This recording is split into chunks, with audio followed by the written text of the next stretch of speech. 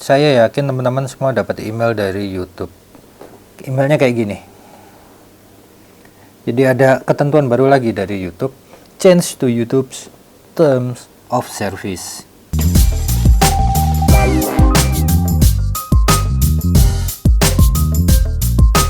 Oke, vlog kali ini saya pakai lavalier karena saya bakal maju mundur begini. Di dalam email ini teman-teman, kalau kalian klik ada di bagian paling bawah. The new terms will take effect on June 1st. Jadi tanggal 1 Juni ini akan mulai berlaku. Apa ini? Peraturan baru apa lagi ya? Terus apalagi di sini ada tulisannya facial recognition restriction, gitulah pakai bahasa Inggris yang atas nih. Face recognition. Nah, udahlah. Terus saya coba klik. Saya ingin sampaikan kepada teman-teman untuk peraturan baru ini seperti apa. Saya sudah coba klik, terus saya buka tulisannya, lumayan panjang kayak gini. Tuh, panjang banget. Sangat-sangat panjang. Nah, di sini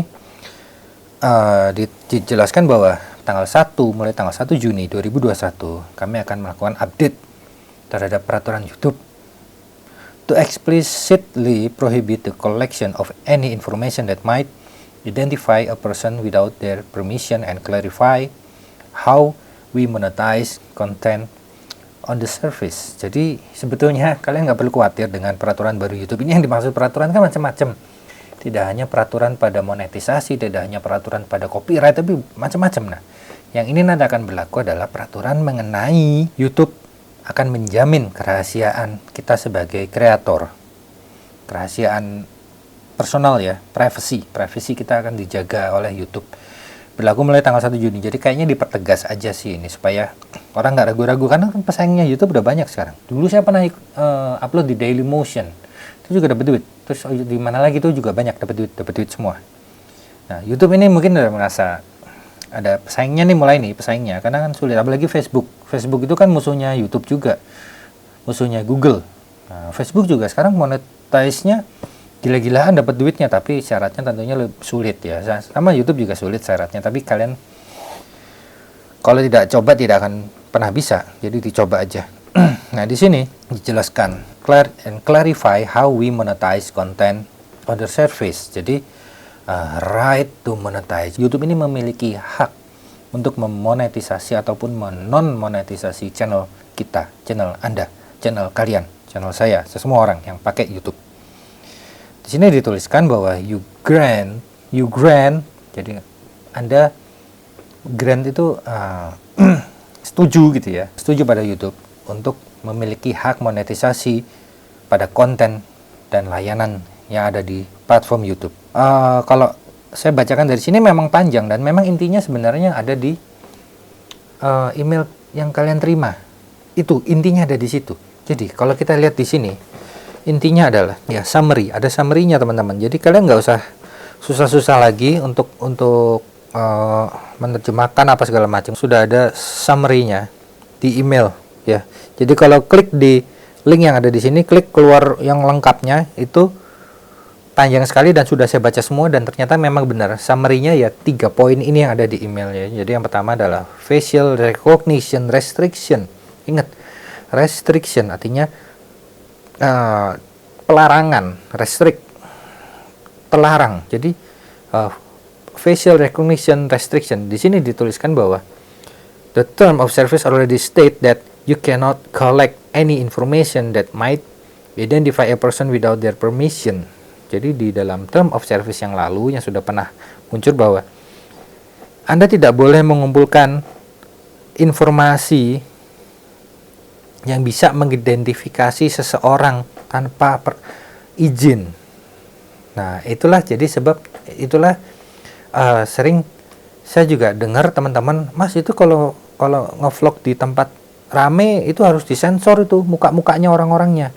Kalau ngevlog ada mobil lewat harus disensor, Sebetulnya bukan itu teman-teman, bukan itu, tapi tidak boleh sampai kita tuh nge-shoot orang terus gitu ya. Wah, orang itu jadi subjek utama, itu nggak boleh tanpa izin orang itu. Di-shoot terus di-upload terus kayak paparazzi. Nah, kayak paparazzi itu nggak boleh di YouTube ya. Jadi itu Bedanya, tapi kalau kita ngevlog di mall, ngevlog di jalan, ngevlog di taman, ngevlog di mana-mana, ada orang lain di belakang kita, di mana-mana masuk ke frame, nggak ada masalah. Karena orang akan tahu bahwa pada saat kita sedang ada orang nih, melihat ada yang ngevlog gitu, terus seret kameranya tuh, loh kok kayaknya saya masuk ke kameranya dia.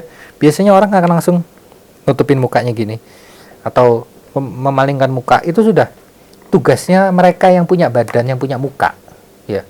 Bukan tugas kita sebagai content creator, tapi kita dilarang nge-shoot seseorang terus intens perilakunya, tingkah lakunya tanpa dia tahu, tanpa dia izinkan. Itu yang nggak boleh. Ya, itu melanggar yang namanya term of service-nya YouTube. Itu ya.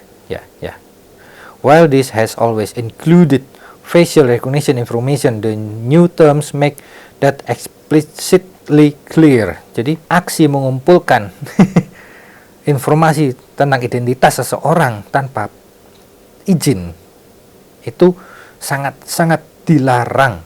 Entah muka, wajah, entah kartu KTP, entah pokoknya identitas seseorang.